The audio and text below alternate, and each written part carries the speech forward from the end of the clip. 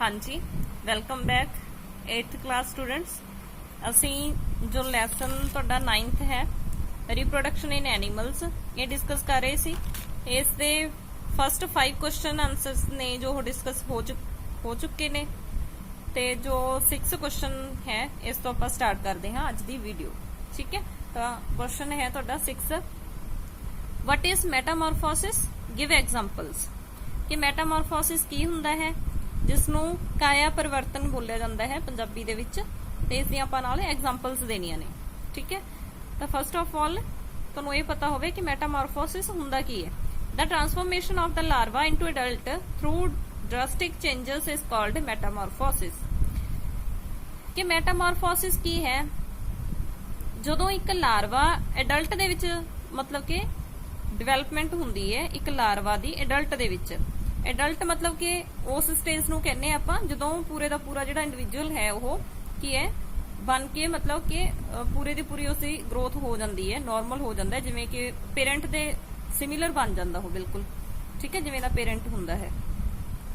तां सब तो देखो पहला किहड़ी स्टेज हुंदी है, एग। एग तो एग दी हैचिंग हुंदी है तो लार्वा स्टेज हुंदी है जदों एग डिवेलप हो जाता है। नैक्सट स्टेज दे विच किहड़ी स्टेज है वो उसनूं आपां लार्वा बोलदे हैं। ठीक है, तो यह जिहड़ा लार्वा है इस दे विच इदां दे करैक्टर्स देखण नूं मिलदे है कुछ ऑर्गेनिजम्स दे विच। ठीक है, जिहड़े कि एडल्ट दे नालों मतलब ये कह सकते आपां पेरेंट फॉर्म दे विच या फिर पूरी दे पूरा जदों मतलब फुल उसकी ग्रोथ हो गई उस वाले ऑर्गेनिजम दे नालों जो उसकी लार्वा स्टेज है वो बिल्कुल टोटली डिफरेंट हुंदी है। जिहड़े करैक्टर्स इस लार्वा स्टेज दे विच मिलदे ने वो उस ऑर्गेनिजम दे विच नॉर्मली जो पूरा एडल्ट बन गया हो उदों नहीं मिलणगे। ठीक है, मतलब कि ये वाले जो करैक्टर शो करेगा जो लार्वा वो एडल्ट दे विच मैच नहीं करते। उसदे ते एडल्ट दे लार्वा दे ते एडल्ट दे जो करैक्टर्स हुंदे आ टोटली की हुंदे आ, डिफरेंट हुंदे आ। तां करके जदों कोई लार्वा एडल्ट दे विच मतलब ट्रांसफॉर्म हुंदा है, बदलदा है, but drastic changes they through मतलब कि बहुत अजीब तरह के चेंजेस कह सकते हैं आपां, या फिर जिहड़े कि मतलब कि कोई सिमिलैरिटी ना बनती होवे, मतलब कि देखण दे विच अंदाजा नहीं लगाया जा सकता कि यह इसे ऑर्गेनिज्म दा लार्वा होएगा, क्योंकि उसके करैक्टर्स बिल्कुल की हुंदे ने, डिफरेंट हुंदे आ।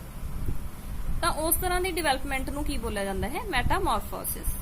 ठीक है, तो यह जो मेटामॉर्फोसिस है वो किन्ना ऑर्गेनिज्म दे विच देखदे आ आपां, एक सिल्क वॉर्म दे विच ते एक फ्रॉग दे विच। जो सिल्क वॉर्म है, सिल्क वॉर्म दे विच एग तो बाद जो लार्वा बनता है, तुसीं 7th क्लास दे विच इह जिहड़ा है तुसीं देख चुके हो।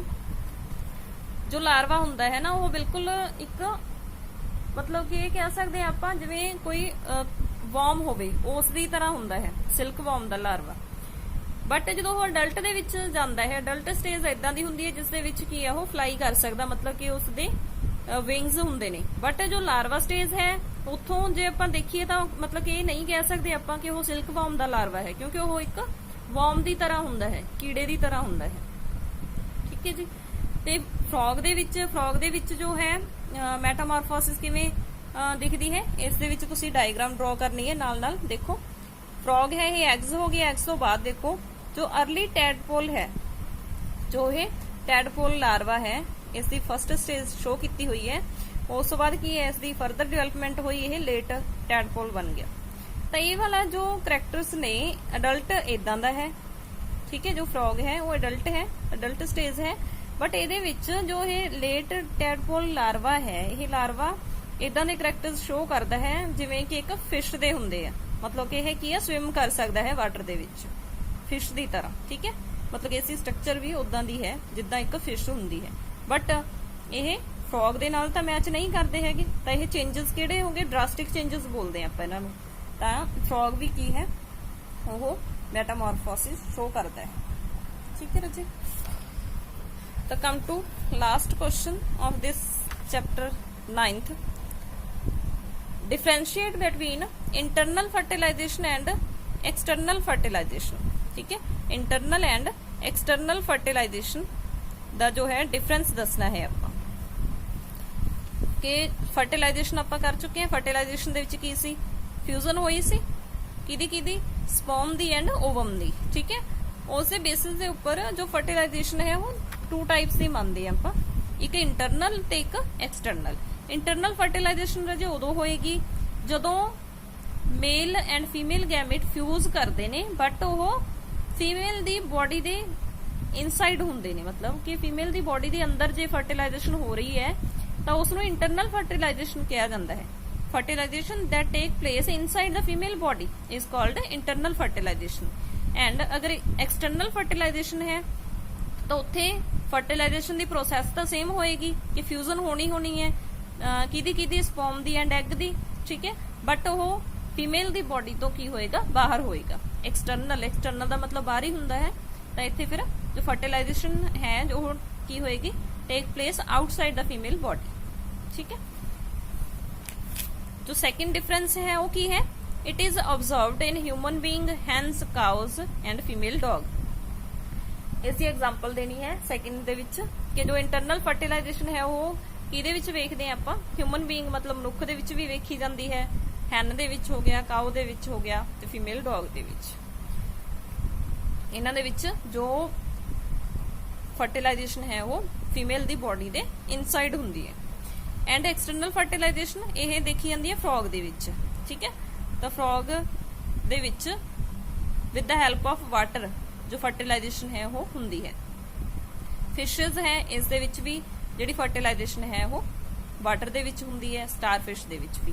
तो इन्हां दे विच तुसीं इह लर्न कर लियो कि यह ऑर्गेनिजम्स दे विच फर्टिलाइजेशन है जो एक्सटर्नल हुंदी है, ठीक है राजे।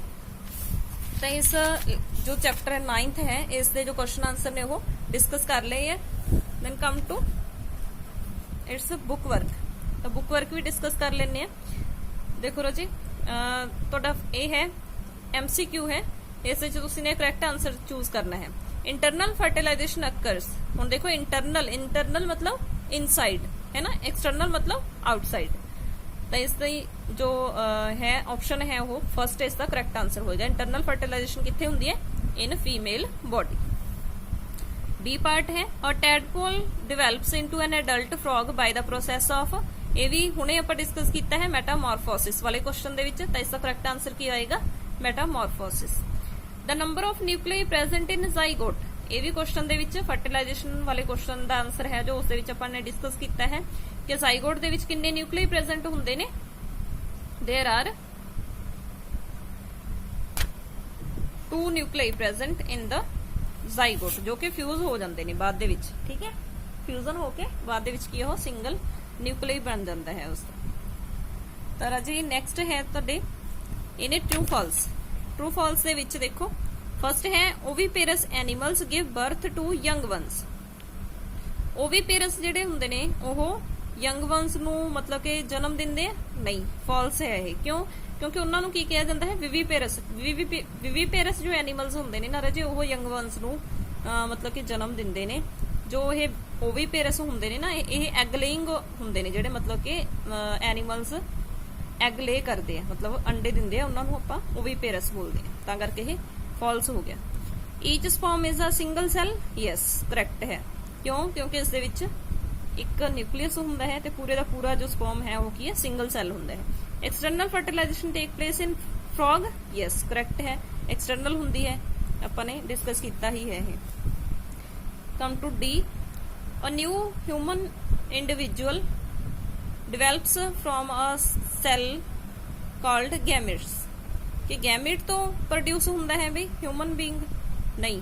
क्यों? क्योंकि फर्टिलाइजेशन हुंदी है, जाइगोट बनता है, ते जाइगोट तो बाद फिर एम्ब्रियो स्टेज आती है, तो यह की हो गया फॉल्स हो गया। Egg laid after fertilization is made up of single cell, जिहड़ी मतलब कि फर्टिलाइजेशन तो बाद जे एग लेइंग होवे, मतलब फर्टिलाइजेशन है पहला होगी, फर्टिलाइज्ड एग हो गया हो तो सिंगल सेल्ड होएगा, यस ट्रू होएगा।